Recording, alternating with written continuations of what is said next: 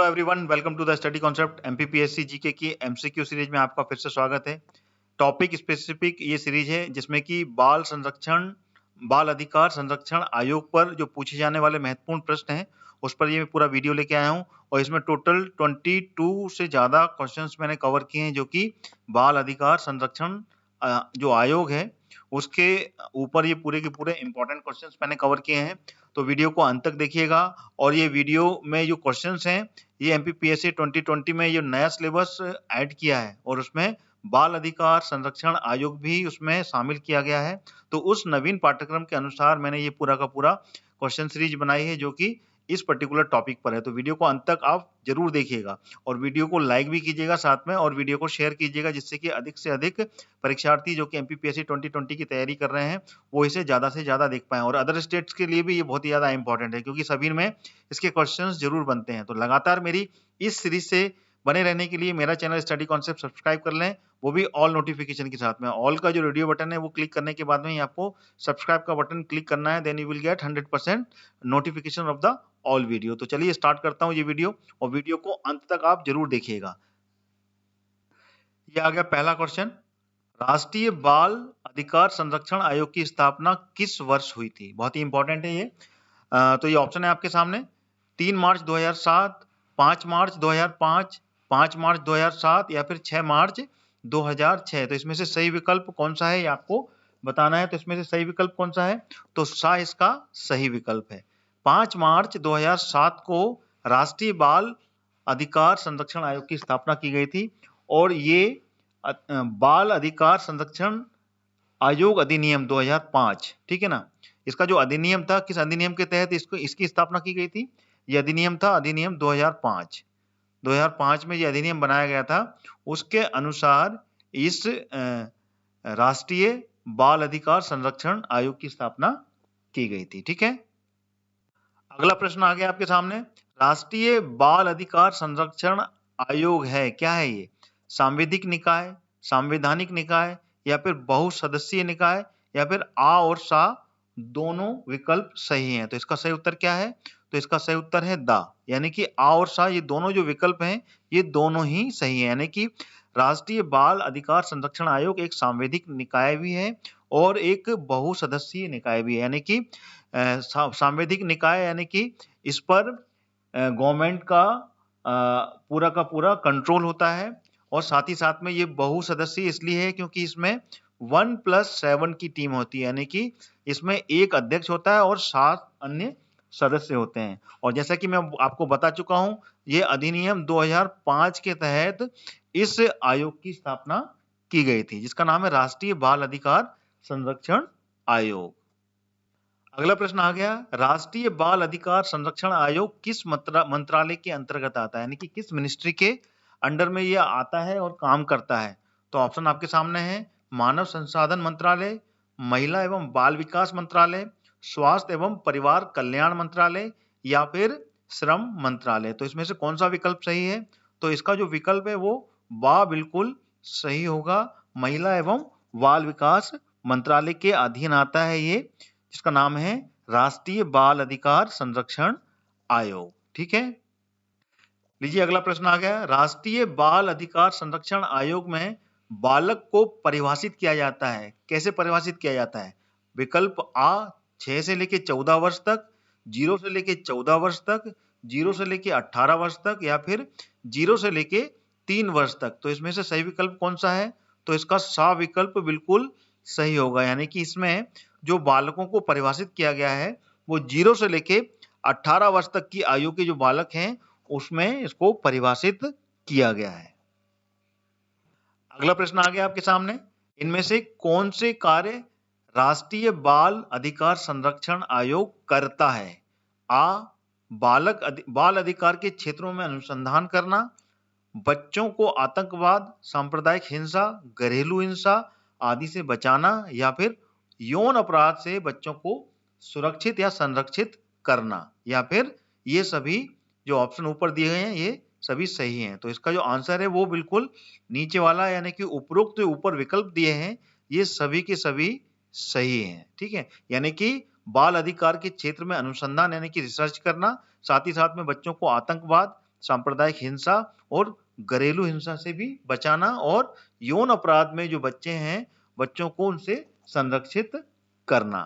ठीक है, अगला प्रश्न आ गया, राष्ट्रीय बाल अधिकार संरक्षण आयोग का क्या उद्देश्य है? ऑप्शन आपके सामने है, विकल्प 3 दिए हुए हैं, उसके बाद में उसके सत्य कथन ढूंढना है। तो विकल्प क्या है?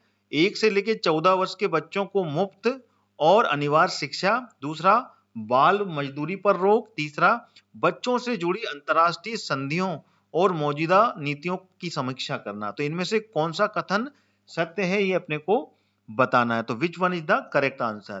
पहला, दूसरा, तीसरा या फिर चौथा? तो इसका जो सही विकल्प है वो कौन सा है? तो इसका जो सही विकल्प है वो पहला वाला है, यानी कि ऊपर के दोनों जो ऑप्शन है 1 और 2, ठीक है ना, ये दोनों ट्रू हैं, ये दोनों सही हैं। ठीक है, यानी कि 6 से लेकर 14 वर्ष के बच्चों को मुफ्त शिक्षा देना, ठीक है ना, अनिवार्य करना और बाल मजदूरी पर रोक लगाना। ठीक है, तो दोनों ये सही हैं, तो ये इसका सही उत्तर होगा। अगला क्वेश्चन आ गया आपके सामने, राष्ट्रीय बाल अधिकार संरक्षण आयोग के अध्यक्ष का जो कार्यकाल है वो कितने वर्ष का होता है? 3 वर्ष का, 4 वर्ष का, 5 वर्ष का या इनमें से कोई नहीं? तो इसमें से सही विकल्प कौन सा है? तो इसका जो सही विकल्प है वो आ है, यानी कि 3 वर्ष का इनका कार्यकाल होता है, जो राष्ट्रीय बाल अधिकार संरक्षण आयोग के अध्यक्ष होते हैं। ठीक है, अगला प्रश्न आ गया, राष्ट्रीय बाल अधिकार संरक्षण आयोग के जो प्रथम अध्यक्ष थे वो कौन थे? सोम पित्रोदा, शांता सिन्हा, कैलाश सत्यार्थी या फिर टी.एन. शेषन? तो इसका सही विकल्प कौन सा है? तो इसका जो सही विकल्प है वो है Shanta Sinha. This is the correct answer. यही थे पहले अध्यक्ष किसके? राष्ट्रीय बाल अधिकार संरक्षण आयोग के, और इनको ही सामुदायिक नेतृत्व में, ठीक है ना, यानी कि जो एक कॉमन रिप्रेजेंटेशन में इनको, ठीक है ना, 2003 में इनको रमन मैग्से, ठीक है ना, रैमन मैग्से से पुरस्कार से इनको सम्मानित भी किया गया है। ठीक है ना, ये भी आपको याद रखना, जो प्रथम अध्यक्ष रहे इनको 2003 में सामुदायिक रिप्रेजेंटेशन में इनको रमन मैग्सेसे अवार्ड से भी नवाजा गया है, उनको ये प्राप्त हुआ है। ठीक है, लीजिए अगला प्रश्न आ गया, राष्ट्रीय बाल अधिकार आयोग के जो वर्तमान अध्यक्ष हैं, बाल अधिकार संरक्षण आयोग, यहाँ पे संरक्षण खत्म नहीं लिखा हुआ है, इसके जो वर्तमान में अध्यक्ष हैं वो कौन है? प्रियंका कानूनगो, रेखा पाटकर, जयंती भंडारी या स्मृति सिंह? तो इसका सही आंसर कौन सा है, सही विकल्प कौन सा है?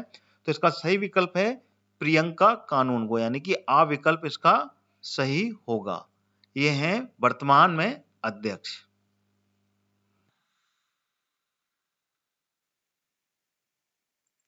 आगे जाने से पहले मैं आपको बताना चाहता हूं, अनअकैडमी आपके लिए लाया है एक फ्री प्लान, जिसमें कि आपको एमपी के टॉप एजुकेटर से पढ़ने का सुनहरा मौका मिलेगा। इसी के साथ में आपको मिलेगा 500 से ज्यादा free live classes, live doubt clearing के साथ ही साथ में 20,000 से ज्यादा free questions, free mock test और उन सभी के एनालिसिस, और साथ में आपको अनअकैडमी देगा और भी बहुत कुछ।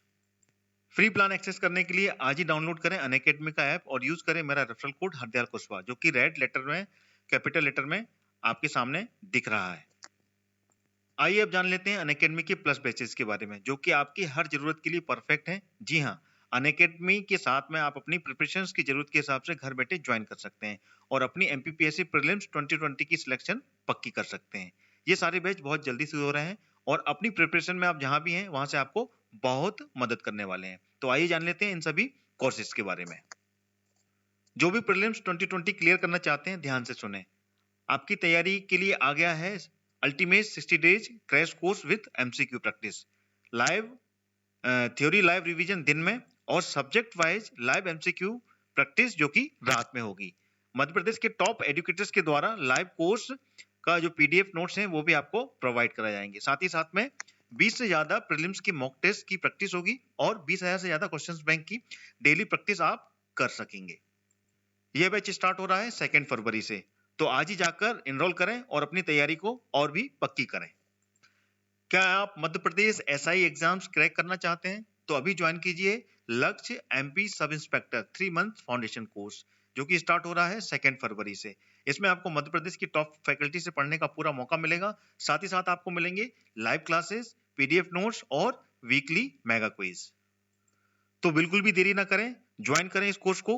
इस कोर्स का लिंक मैंने वीडियो के डिस्क्रिप्शन बॉक्स में डाल दिया है। क्या आप एमपीपीएससी प्रीलिम्स 2020 की तैयारी शुरू कर रहे हैं? और तो अभी आप ज्वाइन कीजिए 10 मंथ का मेगा फाउंडेशन बैच, जो कि स्टार्ट हो रहा है 2 फरवरी से। इसमें आपको मध्य प्रदेश की टॉप फैकल्टी से पढ़ने का पूरा मौका मिलेगा। साथ ही साथ आपको मिलेंगी लाइव क्लासेस, पीडीएफ नोट्स और वीकली मेगा क्विजेस। इस कोर्स का लिंक भी मैंने वीडियो के डिस्क्रिप्शन बॉक्स में डाल दिया है। आज ही अपने सपने को साकार करें अनअकैडमी के साथ में। क्या आपका थ्योरी का रिवीजन हो गया है और आपको सब्जेक्ट वाइज एमसीक्यू रिवीजन चाहिए? तो आपके लिए अनअकैडमी लेके आया है 60 डेज रिवीजन वेज course through subject wise MCQ series. इसमें सब्जेक्ट वाइज आपको एमसीक्यू रिवीजन होगा और साथ ही साथ में क्लास के बाद में इसके नोट्स भी मिलेंगे। और ये स्टार्ट हो चुका है 14 जनवरी से। तो बिल्कुल भी देरी ना करें, ज्वाइन करें इस कोर्स को। इसका भी लिंक मैंने वीडियो के डिस्क्रिप्शन बॉक्स में डाल दिया है। क्या आप ऑलरेडी रिवीजन कर रहे हैं? तो ज्वाइन कीजिए रिवीजन कोर्स को। संपूर्ण ज्ञान में आपको रिवीजन सेशंस मिलेंगे, यहाँ पे आप पढ़ सकते हैं विथ डाउट क्लियरिंग के साथ में। और संकल्प बैच में आपको मिलेगा डेडिकेटेड डाउट क्लियरिंग, आपके रिवीजन को बूस्ट करने के लिए। रिवीजन इज वेरी इंपॉर्टेंट, तो आज ही इन बैच को ज्वाइन करें।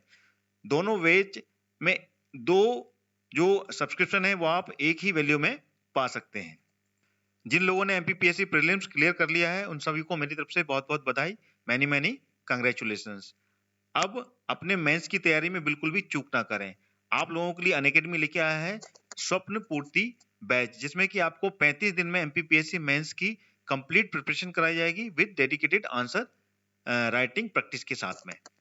ये बैच स्टार्ट हो रहा है 1 फरवरी से। इसमें कि आपको मध्य प्रदेश की टॉप फैकल्टी के साथ में पढ़ने का मौका मिलेगा, लाइव क्लासेस मिलेंगी, पीडीएफ नोट्स प्रोवाइड कराए जाएंगे, साथ ही साथ में आपको वीकली मेगा क्विज भी कंडक्ट कराई जाएंगी।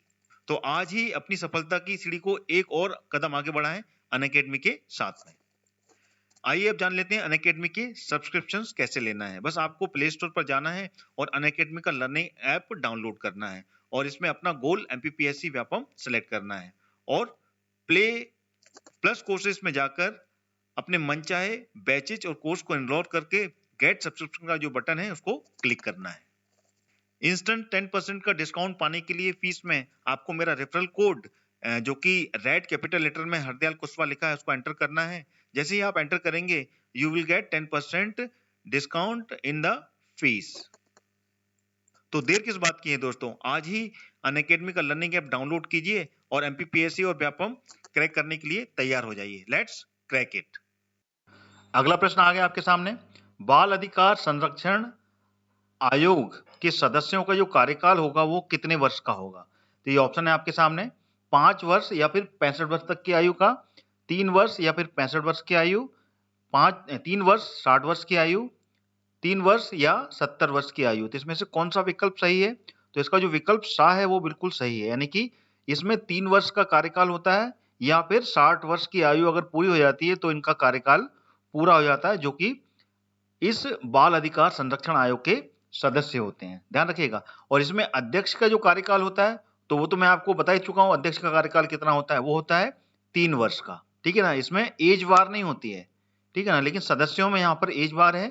60 वर्ष तक की आयु तक के ही इसमें सदस्य लिए जाते हैं और 60 वर्ष जैसे पूर्ण हो जाते हैं उनका कार्यकाल खत्म हो जाता है। ठीक है, अगला प्रश्न आ गया, बाल अधिकार संरक्षण आयोग के जो अध्यक्ष और सदस्यों की नियुक्ति है वो किसके द्वारा की जाती है? भारत के मुख्य न्यायाधीश के द्वारा, भारत के प्रधानमंत्री के द्वारा, भारत के राष्ट्रपति के द्वारा या फिर केंद्र सरकार उसको नियुक्त करती है? तो इसमें सही विकल्प कौन सा है?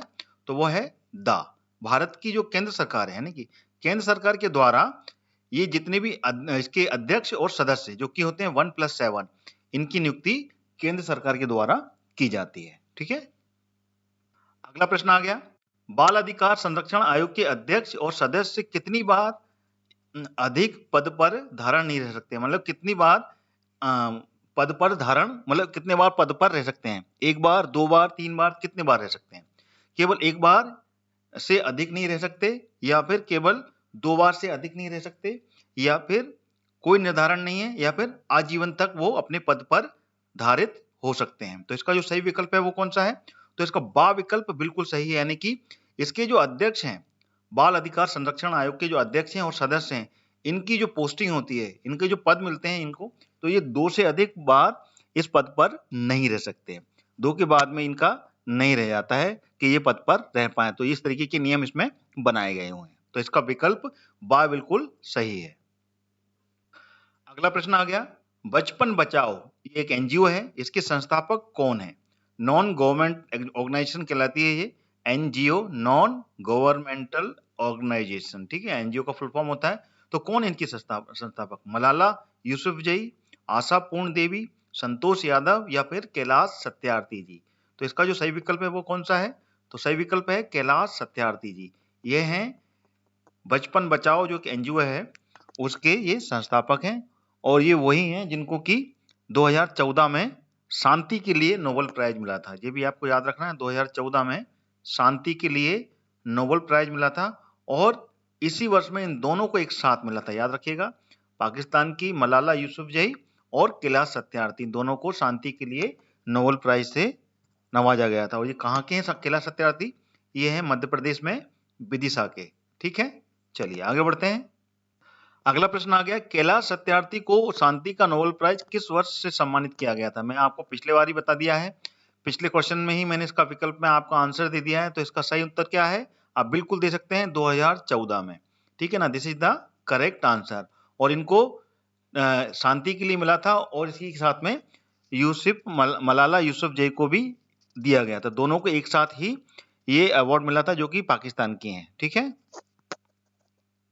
अगला प्रश्न आ गया, खोया पाया जो पोर्टल है वो उसका संबंध किससे है? अनाथ बच्चों से, शोषित बच्चों से, खदानों या अन्य खतरनाक फैक्ट्रियों में काम कर रहे बच्चों से है, या फिर गुम हुए बच्चों से है? तो इसका जो विकल्प है वो कौन सा सही है 15वें का? तो इसका जो सही आंसर है वो है दा, जो बच्चे गुम हो जाते हैं, मिसिंग चाइल्ड जो होते हैं, ठीक है ना, उनसे इसका संबंध है।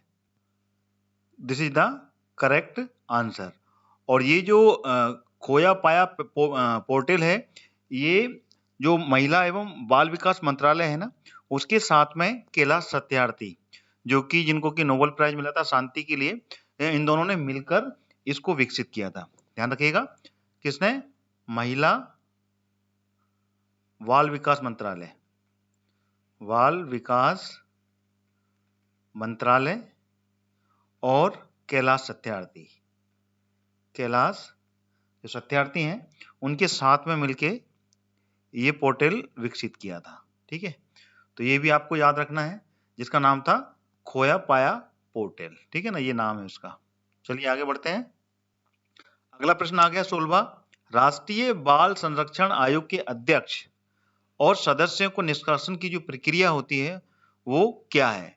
आ, कोई अवैतनिक कार्य करने लगे, किसी अपराध के कारण कारावास में दंडित हो, कोई वेतनिक कार्य करने लगे, सॉरी, ठीक है ना, कोई वेतनिक कार्य करने लगे, इसके अलावा भी, और साथ ही साथ में बा किसी अपराध के कारण कारावास से दंडित हो गया हो, या फिर आयोग के बिना इजाजत के लगातार 3 अधिवेशनों में अनुपस्थित हो, साथ ही साथ किसी अपराध के कारण उसको कारावास से दंडित हो, ठीक है ना, या फिर ये सभी। तो इसमें से विकल्प कौन सा सही है? तो इसका जो ई विकल्प है ये बिल्कुल सही है, यानी कि उपरोक्त ऊपर दिए हुए विकल्प हैं ये सारे के सारे सही हैं। All these are the correct points, यानी कि कोई वेतनिक कार्य करने लगे, ठीक है ना, यानी कि किसी दूसरे क्षेत्र में भी कार्य करने लगे तो उसको हटाया जा सकता है। साथ ही साथ में अगर कोई किसी अपराध से उसको कारावास में दंड दिया गया हो, या फिर आयोग की बिना इजाजत के वो लगातार 3 जो अधिवेशन में उसमें अनुपस्थिति दर्ज की हो उसने, यानी कि उसमें उपस्थित नहीं रहा हो, साथ ही साथ में वो दंड तो बता ही दिया आपने, कारावास के लिए दंडित हुआ हो, ठीक है। तो ये सारे ऑप्शंस बिल्कुल सही हैं। अगला प्रश्न आ गया 17वां, अध्यक्ष या सदस्य अपना जो त्याग पत्र है वो किसे देता है? राष्ट्रपति, प्रधानमंत्री, लोकसभा अध्यक्ष या फिर केंद्र सरकार? तो इसका जो सही विकल्प क्या है? तो सही विकल्प है केंद्र सरकार को, क्योंकि केंद्र सरकार ही इनको नियुक्त करती है, और इनको त्याग पत्र देने का भी जो अधिकार होता है वो केंद्र सरकार को ही होता है, यानी कि केंद्र सरकार से ही ये नियुक्ति पाते हैं, और केंद्र सरकार को ही ये त्याग पत्र अपना सौंप सकते हैं, ठीक है। तो this is the correct answer. अगला प्रश्न आ गया, राष्ट्रीय बाल संरक्षण जो आयोग है अपनी वार्षिक रिपोर्ट किसे सौंपता है? राष्ट्रपति को, सांसद को, केंद्र सरकार को या प्रधानमंत्री को? तो इसका भी विकल्प वही होगा जो कि मैंने आपको इसलिए पिछले वाले प्रश्नों में बताया, केंद्र सरकार को, क्योंकि केंद्र सरकार ही इनको नियुक्त करती है, तो इसकी वार्षिक रिपोर्ट भी वो केंद्र सरकार को ही प्रस्तुत करते हैं। अगला प्रश्न आ गया, 14 वर्ष से कम उम्र वाले बालकों को, ठीक है ना, 14 उम्र से कम उम्र वाले बालकों को, ठीक है ना, बाल श्रम कराना निषेध है, संविधान के किस अनुच्छेद के तहत ये किया गया है? अनुच्छेद 22, अनुच्छेद 23, अनुच्छेद 24 या अनुच्छेद 20 के अंतर्गत? तो इसमें से सही विकल्प कौन सा है? तो इसमें से सही विकल्प है आर्टिकल 24।